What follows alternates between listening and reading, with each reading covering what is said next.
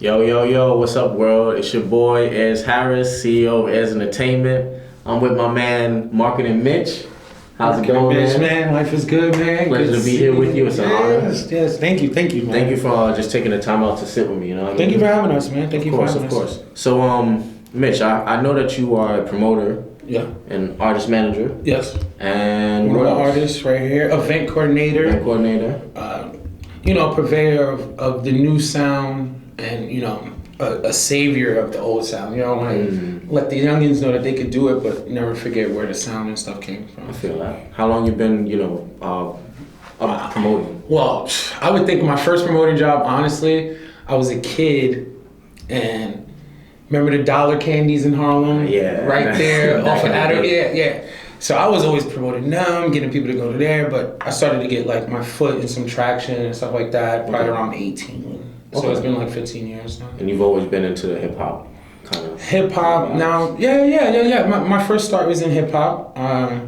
Started branching off into like the DJ scene, techno and EDM and house music. But hip hop's my first love. Very versatile. Yes. Okay, so like what did you start off as far as like being an event coordinator? Like what inspired you to start promoting? Honestly, I was working for JP Morgan Chase. Nice. Starting to get burnt out. I ended up leaving them and I went on to be like assistant manager of Sunglass Hut. Okay. I got employed him 5 months in a row. The GM flew out and he's like, you're the type of kid that needs to go do your own thing. Yeah. You know what I mean? He really gave me the right. He was like, listen, I understand what you're trying to do, but you should go do your own thing. I left them, went for the streetwear brand, Sabbath NYC, shout out to Show. And ever since then it's been, working for venues, working with artists, pushing artists and promoting, natural sound instead of what people think we should listen to. Mainstream. Yeah. I feel that. Now tell me, what are some tips you would give on just promoting in general? Because like I know a lot of people love to attend an event, or like a lot of people will set up an event, but then when it comes to the promoting aspect, they don't really know how to really get themselves out there or like brand it the right way, And I personally, I can't stand when somebody thinks that they can just post a flyer on Instagram and call that promotion. You know what I mean? Yeah. No.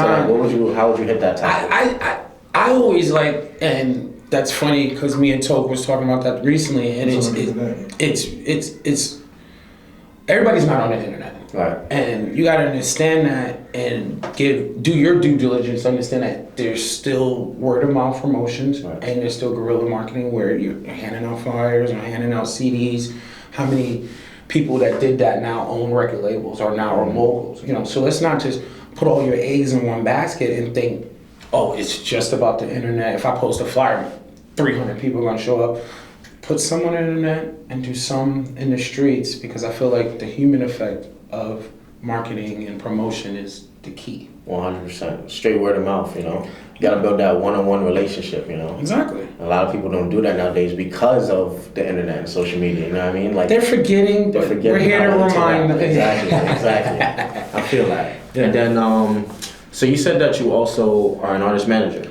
Yes. Okay. So how did that start? You started off as a promoter and event coordinator? I started off as a promoter and event coordinator. I linked up with my boy Kamikaze, and he introduced me to this eclectic group of artists that I felt like maybe the last thing was missing, because they had the street credibility, they got over 800 songs, but just somebody that believes in them and wants to push them and not try to take away from their artistry. Right.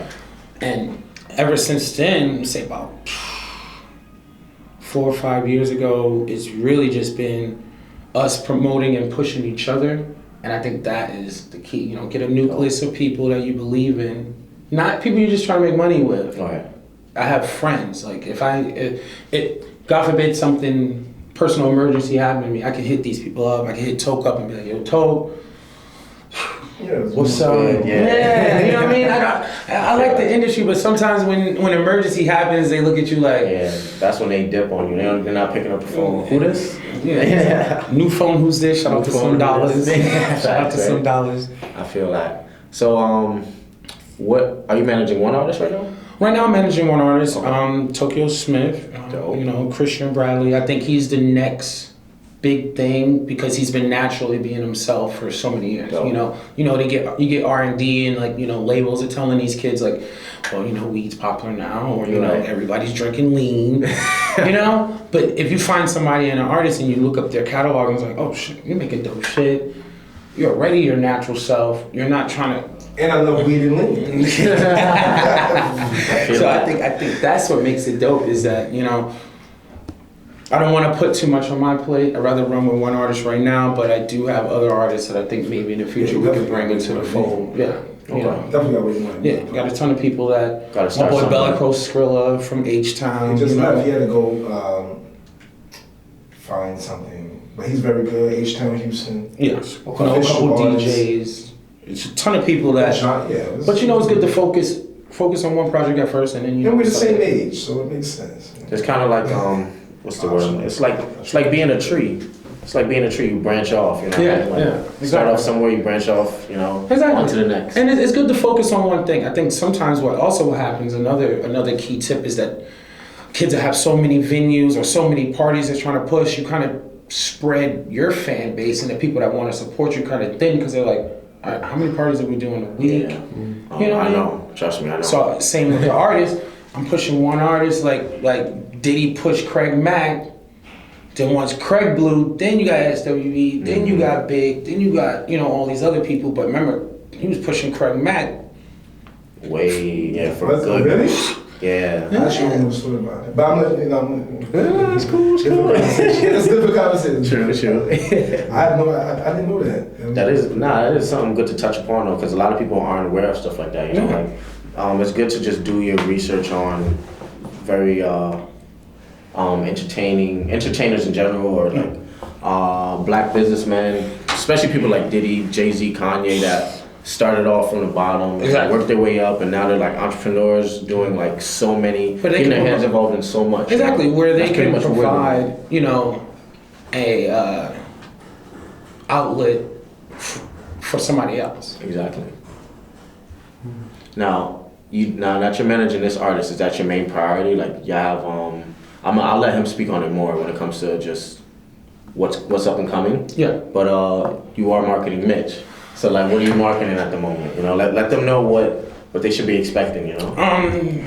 We got some really big things in store. Not only are we going to be doing the music, we're going to be doing the fashion, we're going to be doing the art. We just picked up a venue in Dumbo. Okay. Got another venue in Greenpoint. So we're really going to be working on different avenues. We got Toke's project that he's about to drop. We got Skrilla's project, Bellicro Skrilla, he's about to drop. So in the next couple months, we're gonna really be tearing up the city, because I think, if you put the pedal to the metal and put the foot to the pavement, everything you want the universe to give to you. 100%. But if you're just playing the phones and liking somebody else's dream, you kind of miss out on.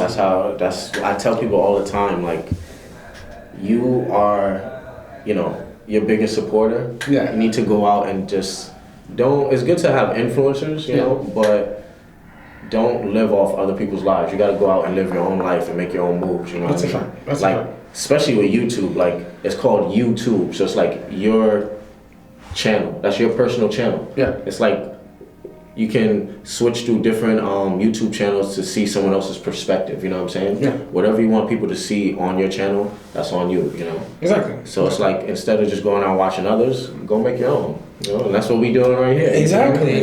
That's what we gotta do. Not only, man, I love you to death. Shout out to my boy Weissman, man. Nice. I do want to thank you guys for having us up here. It's 100%. We're gonna continue to build together. 100%. Because we're both from home. So uptown, we got this whole mindset. Hustler's ambition, bro. Exactly. Hustler's ambition. Exactly, man. But it was a pleasure chatting it up with you. I look forward to working with you in the future. Like any events that you have coming up. Yeah, look. Yeah, Spiderweb, our coach. Yeah, we know the vibes. All right, Mitch. Thank you, man. It's been a pleasure, bro. Boy Ayers, man. Thank you, man. You know the vibes. That's a wrap, y'all. That's Airs Entertainment. I'm with Money Making Mitch. Deuces.